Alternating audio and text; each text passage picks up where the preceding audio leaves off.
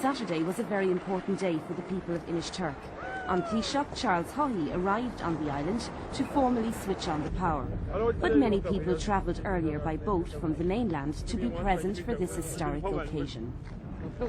Up until now, the only electricity on Inishturk came from small diesel generators, and they were only used for a couple of hours each day because of the expensive running costs. For people like Haughey, the coming of electricity marks a whole new way of life. This is a very big day indeed for Inishturk, and we're all very honoured that the Taoiseach could come here today and perform the official switch on for us. It's a very exciting day. How will it change your life, having electricity? Well, electricity on the island has made a great change in my own life already. I'm a housewife and I'm a mother of 4 young children, and it has meant great advantages as regards washing clothes, getting up at night, you have your electric light, heating, every way conceivable really. So many small little gadgets that you can have, you know. Islanders, press, local politicians and representatives from the ESB follow the Taoiseach to the powerhouse overlooking the pier. Accompanied by parish priest Father Carney and Haughey, Mr. Haughey mingled with the locals before making his speech.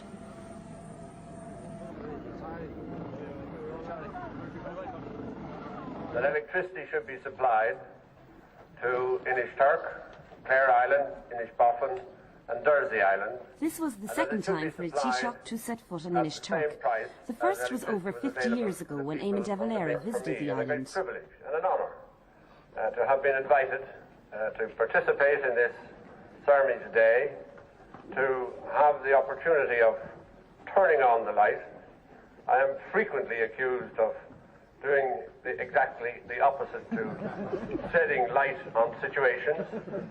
But today I don't think there can be any question but that we can all agree that this is a positive and forward-looking occasion. Later, Mr. Haughey went inside the powerhouse and pressed the button to mark the formal switching on of electricity in Inishturk, enabling the islanders to enjoy a standard of living similar to that of their mainland counterparts. No, three. Nanam day, Litritus, Tagaha, Inishturk.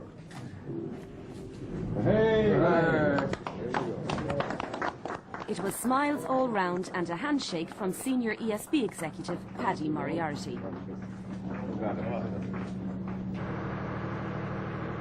In addition to power, the other major need on the island is the development of the pier. Inishturk islanders do their best with limited quality farmland, but the main source of industry is fishing. New trawlers have been bought in recent years, but the fleet is served by a 100-year-old pier, which is in a very dangerous condition.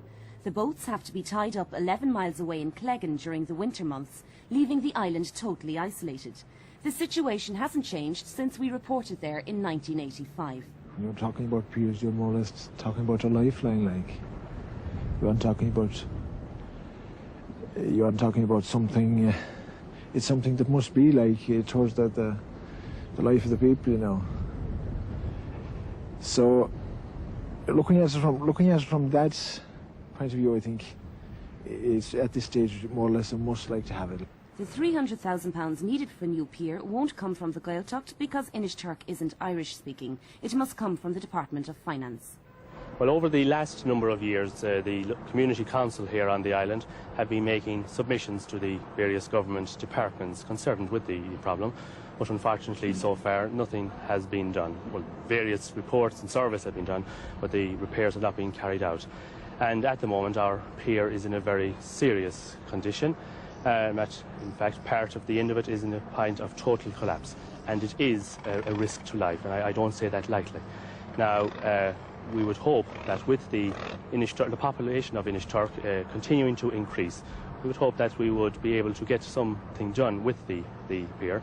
We're not looking for anything very elaborate, just that we can have a proper landing place on the island.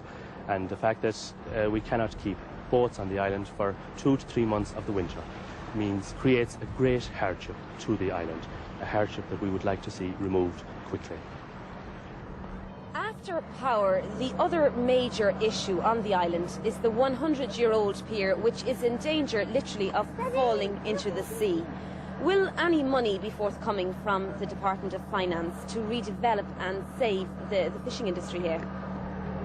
Well, I'm going to meet the Community Council now shortly and discuss that with them, and I recognise completely that a good pier is essential for island living, for communication, for access, and of course also for the fishing industry. And increasingly this island is going to be dependent on the fishing industry for its economic way of life.